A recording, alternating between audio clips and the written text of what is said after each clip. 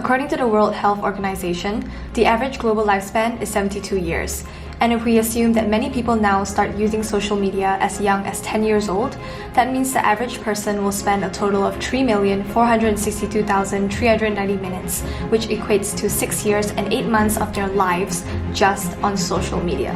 Since people are spending more and more time on it, humans are actually on track to spend a decade or more time on these platforms in their lifetime. The average user spends 2 hours and 33 minutes a day on social media. Adults of ages between 25 and 34 use it for 2 hours and 37 minutes per day, while 16 to 24-year-olds spend a median of 3 hours each day on social media platforms. Whether we realize it or not, social media has become an inseparable part of our everyday lives. Many of us started at a young age, probably with MSN Messenger and Facebook, and now we've graduated to Instagram, TikTok, Twitter, Snapchat, and many more. We seem to think that social media is fundamental technology that entertains, educates, and inspires us and connects us to people and opportunities. And people who don't use social media are seen as old-fashioned, outdated, or lame. But is that the truth though?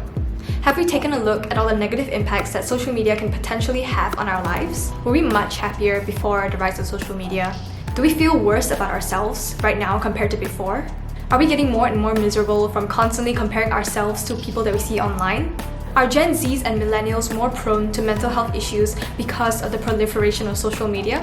There are actually numerous studies that have proven the link between high usage of social media and mental health problems such as depression and anxiety.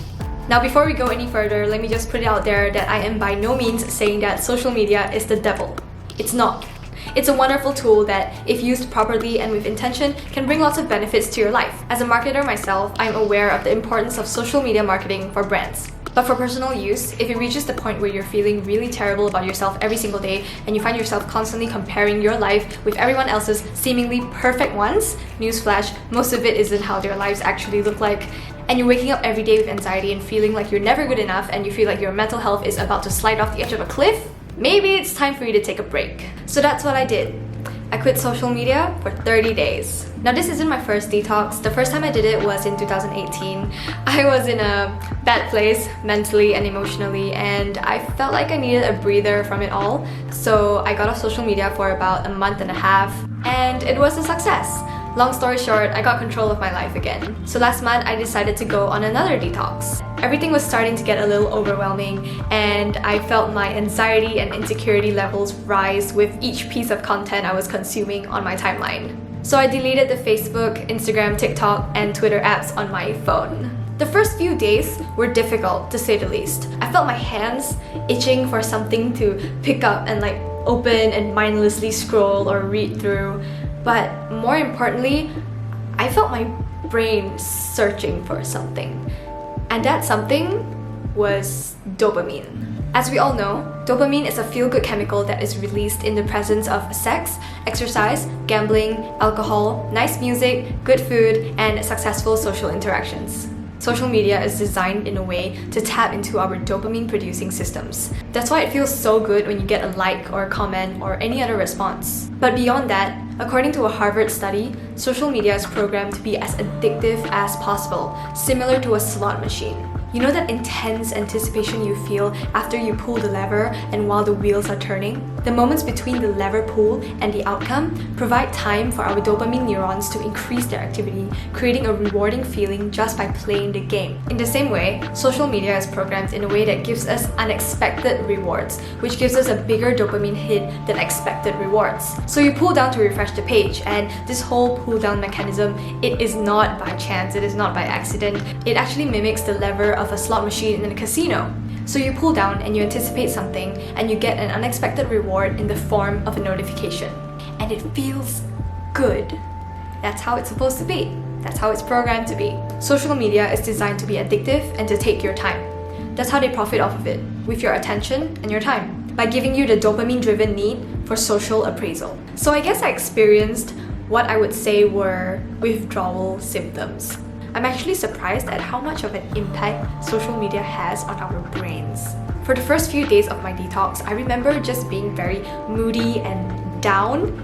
I resorted to food and YouTube videos, opening emails, exercise, anything, just to give me that hit of dopamine.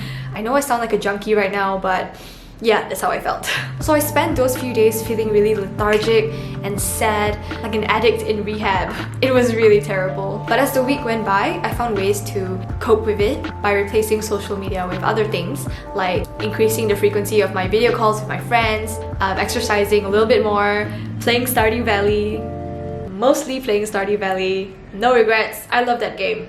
But yeah, things got a lot better after the initial first few days. 30 days just went by like that, and it was amazing for my mental health. Being away from social media has allowed me to regain a few things in my life.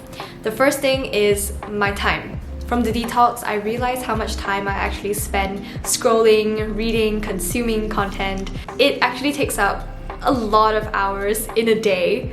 And if I were to create content on TikTok or Instagram, it would take a really long time. But now with those extra hours in a day, I'm able to put those to things and activities that I enjoy, like reading, which brings me to my next point. Taking a break from social media has also helped me regain my ability to focus for long periods of time, like when I'm reading, writing, or studying. Before this, I found it pretty difficult to sit down and concentrate for hours and hours and hours because of the constant buzzing of my phone, and even if there was no buzzing, there would be that anticipation for a dopamine hit. But after taking a break from it all, I feel like my brain has been reprogrammed and now it's back to normal, and I'm able to focus more for longer periods of time and take on the cognitively challenging tasks, or in other words, the hard work, with less resistance. The third thing I gained is mental clarity. The background hum of nervous mental energy was silenced. I didn't feel so anxious anymore, and I wasn't doubting myself every waking moment of my life or comparing myself to others or feeling crappy all the time. It was so liberating. I felt so free. Many of us refrain from taking a break from social media, probably because we think that if we do that, we might lose all of our followers, become irrelevant, get wiped off from the face of the earth digitally, and get banished to the land of bad algorithms. But in most cases, none of those things happened. At the end of the 30 days when I got back on social media, nothing much had changed.